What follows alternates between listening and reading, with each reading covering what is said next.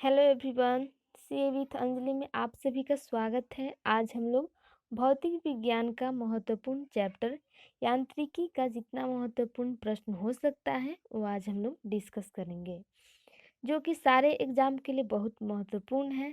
तो चलिए आगे बढ़ते हैं क्वेश्चन नंबर फर्स्ट के लिए। कार्य का मात्रक क्या है? जूल, न्यूटन, वाट, डाइन। इन चारों ऑप्शंस में से कार्य का मात्रक क्या है? तो कार्य का मात्रक जो है सो ऑप्शन ए जूल है। ठीक है। मात्रक किसे कहते हैं? मात्रक किसे कहते हैं? किसी राशि के मापने के लिए जो निर्देश मानक होते हैं उन्हीं को मात्रक कहते हैं। जैसे एग्जाम्पल के लिए लंबाई को मापने के लिए यूज किए जाने वाला मानक मात्रक कहलाता है। ठीक है। तो लंबाई का एसआई मात्रक मीटर, द्रव्यमान का एसआई मात्रक किलोग्राम, समय का एसआई मात्रक सेकेंड, तापमान का एसआई मात्रक केल्विन, विद्युत धारा का एसआई मात्रक एम्पियर, ज्योति तीव्रता का एसआई मात्रक कैंडेला, पदार्थ का परिमाण का एसआई मात्रक मोल। ठीक है। और मात्रक दो प्रकार के होते हैं, मूल मात्रक, व्युत्पन्न मात्रक। तो चलिए आगे बढ़ते हैं क्वेश्चन नंबर सेकंड की तरफ। क्वेश्चन नंबर सेकंड क्या है? प्रकाश वर्ष मात्रक है दूरी का, समय की, प्रकाश की, धारा की। इन चारों ऑप्शंस में से प्रकाश वर्ष किसका मात्रक है? तो प्रकाश वर्ष जो है वो ऑप्शन ए दूरी का मात्रक है। बहुत लंबी दूरियों को मापने के लिए प्रकाश वर्ष का प्रयोग किया जाता है, अर्थात प्रकाश वर्ष दूरी का मात्रक है। दूरी मापने की सबसे बड़ी इकाई पारसेक है। दूरी मापने की सबसे बड़ी इकाई क्या है? पारसेक। पारसेक किसकी इकाई है? तो दूरी की। तो चलिए आगे बढ़ते हैं क्वेश्चन नंबर थर्ड की तरफ। हर्ज क्या मापने की यूनिट है? तरंगदैर्घ्य, तरंगों की स्पष्टता, तरंगों की तीव्रता, तरंगों की आवृत्ति। इन चारों ऑप्शंस में से हर्ज क्या मापने की यूनिट है? तो हर्ज जो है सो तरंगों की आवृत्ति मापने की यूनिट है। और पास्कल इकाई है। पास्कल जो है वो किसकी इकाई है? तो दाब की इकाई है। कैंडेला मात्रक है किसका? तो ज्योति तीव्रता की। ठीक है। मात्रकों की अंतर्राष्ट्रीय पद्धति कब लागू की गई? तो ये लागू की गई थी 1971 में। मात्रकों की अंतर्राष्ट्रीय पद्धति जो है 1971 में लागू किया गया था। और विद्युत मात्रक इकाई है तो ये एम्पियर की इकाई है। तो चलिए आगे बढ़ते हैं क्वेश्चन नंबर 4 की तरफ। एसआई पद्धति में लेंस की शक्ति की इकाई क्या है? वाट, डायोप्टर, मीटर, कोई नहीं। इन चारों ऑप्शंस में से एसआई पद्धति में लेंस की शक्ति की इकाई जो है सो क्या है? वो है ऑप्शन ए डायोप्टर। एम्पियर मापने की इकाई है करंट मापने की। एम्पियर जो है सो करंट मापने की इकाई है। एक खगोलीय इकाई से संबंधित है कौन? सूर्य एवं पृथ्वी के बीच की दूरी से एक खगोलीय इकाई जो है संबंधित है। ठीक है। तो चलिए आगे बढ़ते हैं क्वेश्चन नंबर 5 की तरफ। निम्न में से कौन सी एक सदिश राशि है? संवेग, दाब, ऊर्जा, कार्य। इन चारों ऑप्शंस में से कौन सी एक सदिश राशि है? तो सदिश राशि जो है so option A. Option A जो है एक सदिश राशि है। सदिश राशि किसे कहते हैं? वैसी भौतिक राशि जिनमें परिमाण के साथ साथ दिशा भी रहती है और वो जो योग के निश्चित नियमों के अनुसार जोड़ी जाती है उन्हें सदिश राशि कहते हैं। जैसे वेग, विस्थापन, बल, त्वरण आदि, ये सारे के सारे एक सदिश राशि है। तो चलिए आगे बढ़ते हैं क्वेश्चन नंबर 6 की तरफ। अदिश राशि है ऊर्जा, बल आघूर्ण, स्वेग, सभी। इन चारों ऑप्शन में से अदिश राशि कौन है? तो इसका होगा ऑप्शन ए जो होगा एक अदिश राशि है। अदिश राशि किसे कहते हैं? वैसी भौतिक राशि जिनमें केवल परिमाण होता है, दिशा नहीं।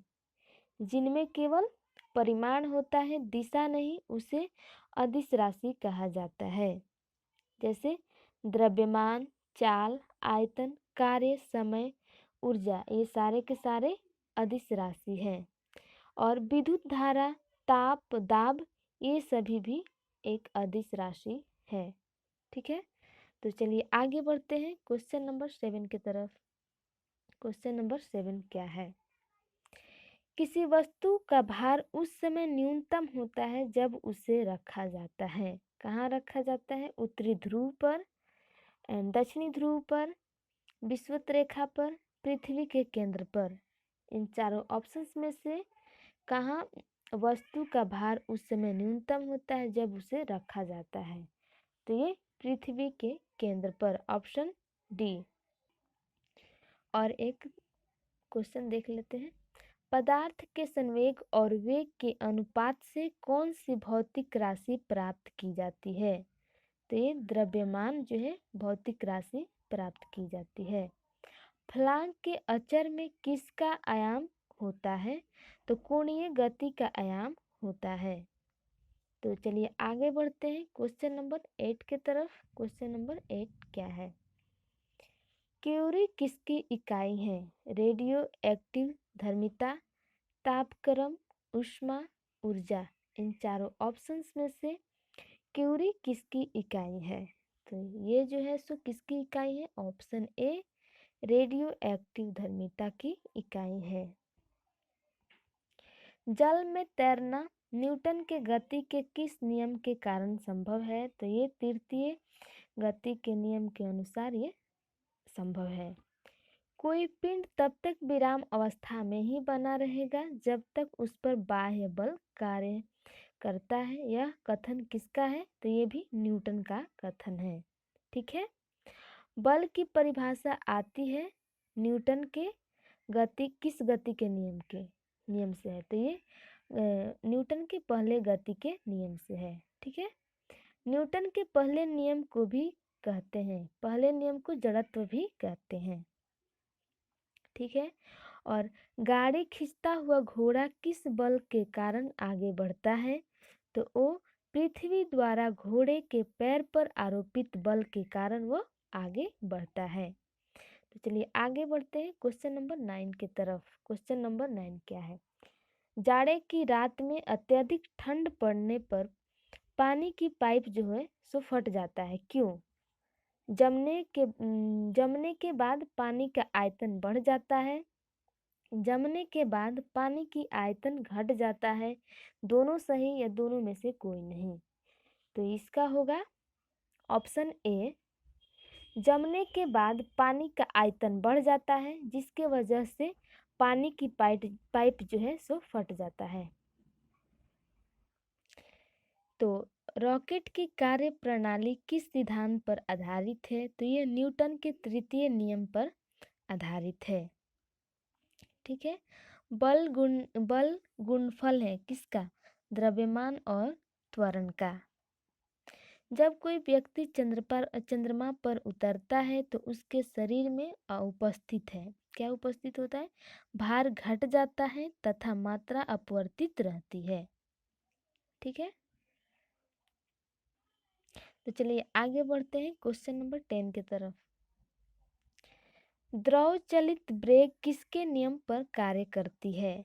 पास्कल के नियम पर, बर्नौली के नियम पर, थॉमसन के नियम पर, न्यूटन के नियम पर। इन चारों ऑप्शंस में से द्रव चलित ब्रेक किसके नियम पर कार्य करती है? तो ये कार्य करती है ऑप्शन ए पास्कल के नियम पर कार्य करती है। ठीक है, एक प्रश्न और, लोहे की कील पारे में क्यों तैरती है जबकि पानी में डूब जाती है?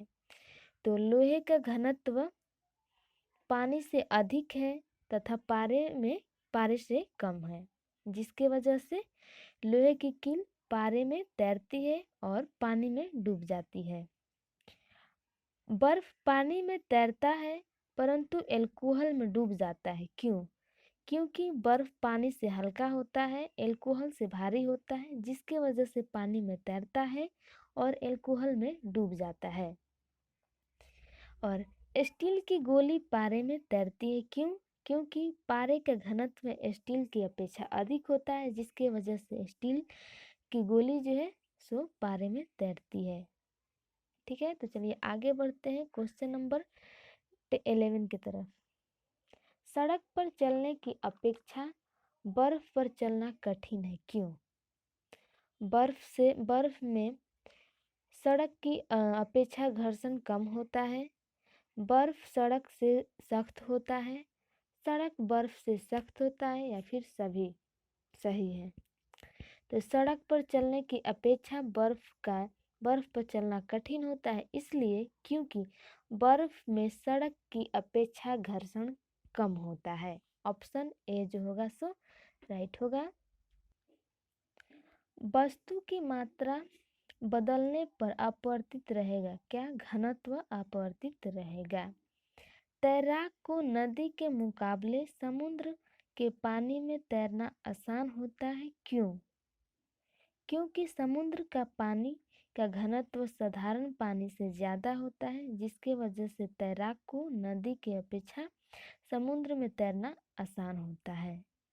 वायुमंडल में बादलों के तैरने का कारण निम्न घनत्व, जिसके वजह से वायुमंडल में बादल जो है सो तैरता रहता है। ठीक है, आज के लिए बस इतना ही। चलिए, थैंक यू। अगर ये वीडियो आप लोग को पसंद आए तो लाइक कर दीजिएगा, शेयर करिएगा और चैनल को सब्सक्राइब कर दीजिएगा। Thank you.